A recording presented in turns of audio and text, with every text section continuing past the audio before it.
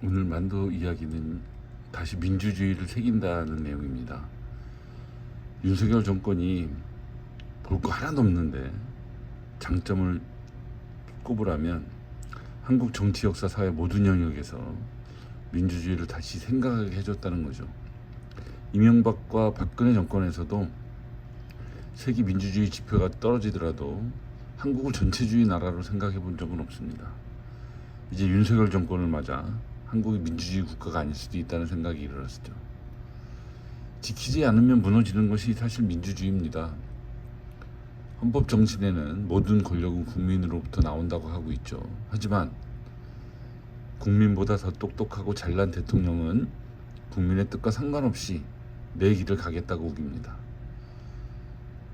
삼권 분립과 견제가 민주주의를 지킨다고 얘기하지만 이 역시 권력자들의 역할 분담일 뿐이죠. 핵심은 국민에게 주어진 권한입니다. 국회 입법권도 대통령이 거부권을 행사해 무산되곤 하니 대통령한테 너무 많은 권한이 주어졌다는 것을 새삼 깨닫습니다. 노사관계도 유사합니다. 노동조합 요구안을 사측이 깡그리 무시하겠다고 들면 삐걱거릴 수밖에 없겠죠. 근데 문제는 사측이 그래도 상관없다라고 생각하는 것, 삐걱거려봐야 손해볼 게 없다고 판단하는 순간 사실 노사관계는 파탄입니다. 관계가 아니라 건방진 놈 길들이기가 되는 겁니다. 직선제만으로는 민주주의가 안 되는 것이 분명합니다. 대통령은 국민이 뽑는다고 해서 민주주의가 완성될 수 없듯이, 또 얼마 전 우리 사주조합 선거도 마찬가지였죠. 전 직원들이 투표해서 뽑았지만 그 투표가 끝입니다. 그 이상이 없다는 얘기입니다. 선거권과 피선거권만 있지 조합원들에게 그 어떤 권한도 없습니다. 민주주의는 그 권한이 조합원들에게 주어지느냐 마느냐에 달렸다, 이거죠. 이쯤에서 노조를 다시 한번 생각해 봅니다.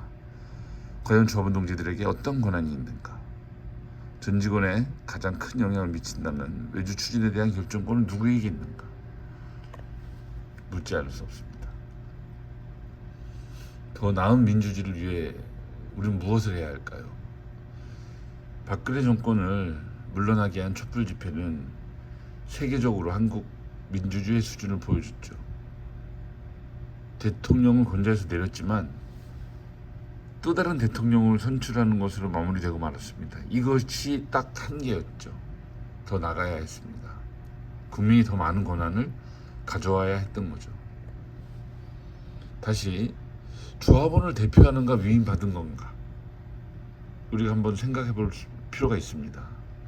조합원 동지들이 투표를 뽑은 위원장, 지부장, 우리 사주 조합장, 이런 사람들은 과연 조합원 동지들을 대표하는 사람일까요? 아니면 권한을 위임받은 사람일까요? 잠시 이번 우리 사주 선거를 거론하자면 당선자는 있는데 득표수가 없는 대표적인 깜깜이 선거가 됐습니다. 자기들이 개표했으니 그 결과를 그냥 믿어라라고 강요하는 건데요.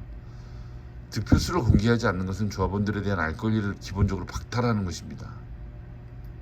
또 우리가 놓치지 말아야 할 것은 낙선자에게도 중요한 정보를 숨기는 거죠.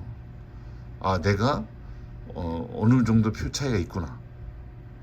또 이 표 차이를 보면서 조합원들은 이렇구나, 이 분위기가 이랬구나, 이걸 읽을 수 있는 거거든요.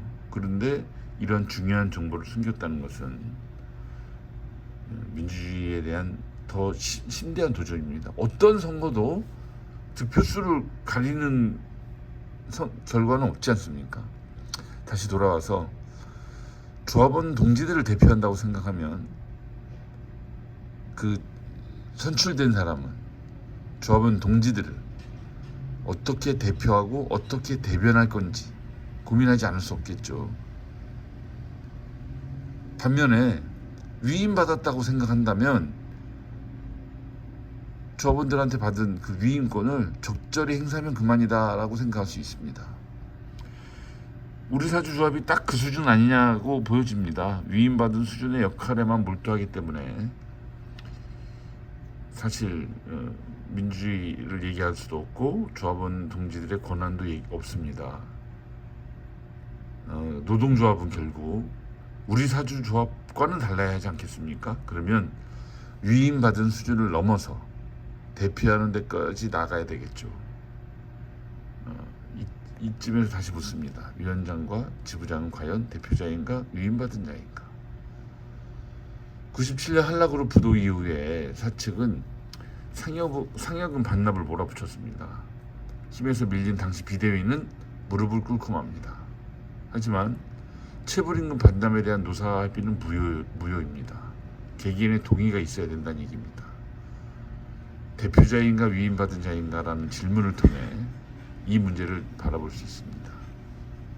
위임받은 자의 한계는 분명하죠. 따라서 위임을 넘어 대표하는 것이 노동조합의 중요한 과제임을 알 수 있습니다. 그렇다면 교섭 요구안과 그 결과, 또 고용안정위원회와 관련한 요구안과 그 결과, 또 노사협의의 요구와 그 결과에 대한 조합원 동지들의 목소리는 얼마나 반영되고 있을까요? 조합원 동지들로부터 교섭의 목표가 모아졌다면 대표자 아니면 위임받은 자는 어떻게 임해야 될까요?